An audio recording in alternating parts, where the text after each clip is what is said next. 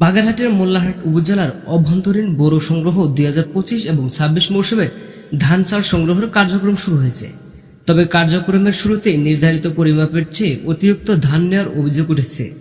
সোমবার সকাল 10:30টার দিকে উপজেলার গারফা বাজার খাদ্য গুদামে কৃষকদের কাছ থেকে ধান সংগ্রহ কার্যক্রম শুরু হয়। উপজেলা প্রশাসনের পক্ষ থেকে এটিকে আনুষ্ঠানিক উদ্বোধন বলা হলেও সংগ্রহ প্রক্রিয়া ঘিরে শুরু থেকে নানান প্রশ্ন দেখা দেয়।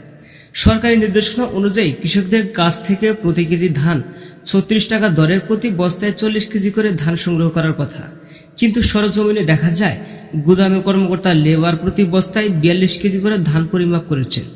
এনে কৃষকদের মধ্যে মিশ্রণ প্রক্রিয়া দেখা গেছে। খাদ্য গুদামে দায়িত্বরত কয়েকজন লেবার জানান প্রতি বস্তায় ৪২ কেজি ধান নেওয়া হচ্ছে।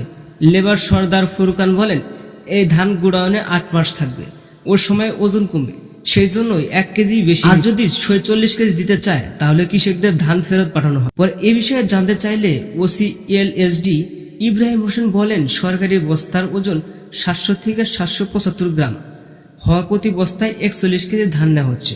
শুরুতে অতিরিক্ত ধান নেওয়ার বিষয়ে অস্বীকার করলেও পরে তিনি বস্তার ওজনের বিষয়ে সামনে আনেন।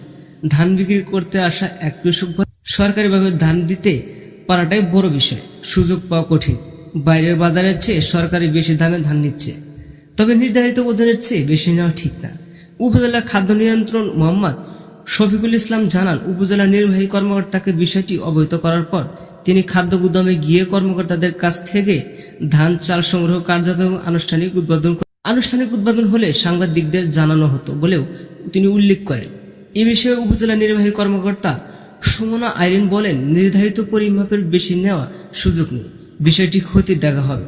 তিনি আরও জানান, খাদ্য বিভাগের সংশ্লিষ্ট কর্মকর্তাদের সঙ্গে এই বিষয়ে কথা বলা হবে। খাদ্য বিভাগের সূত্রে জানা গেছে, চলতি মৌসুমে মোল্লারহাট উপজেলার মোট ৯০৮ মেট্রিক টন ধান এবং ১৩১৪ মেট্রিক টন সিদ্ধ চাল সংগ্রহের লক্ষ্যমাত্রা নির্ধারণ করা হয়েছে। আগামী ৩১ আগস্ট ২০২৬-এর মধ্যে সরকার নির্ধারিত মূল্যে সংগ্রহ কার্যক্রম সম্পূর্ণ করার লক্ষ্য রয়েছে।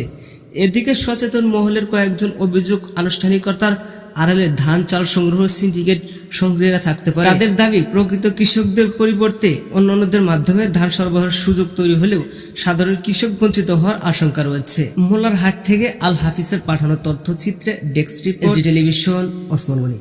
গণপ্রজাতন্ত্রী বাংলাদেশ সরকার অনুমোদিত এসডি এন্টারটেইনমেন্ট লিমিটেডের প্রতিষ্ঠান এসডি টেলিভিশনের স্টাফ রিপোর্টার, বিভাগ, জেলা, উপজেলা সংবাদদাতা এবং বিশ্বের সকল শহরের জন্য প্রবাসী প্রতিনিধি নিয়োগ চলছে।